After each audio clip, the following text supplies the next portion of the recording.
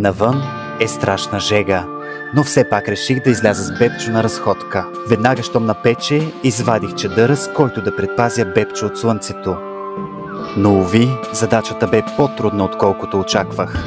Осъзнах, че е голяма мъка да завъртам чадъра на всеки завой отново и отново. Несъмнено трябваше да открия друго решение. Гледам, майките по парковете поставят муселинова пелена. Ще пробвам и аз. След дълги мъки и борба с вятъра успях да се справя. Не след дълго осъзнах, че пелената не върши добра работа, а бебето прегрява. Трябваше ми друго решение и то бързо.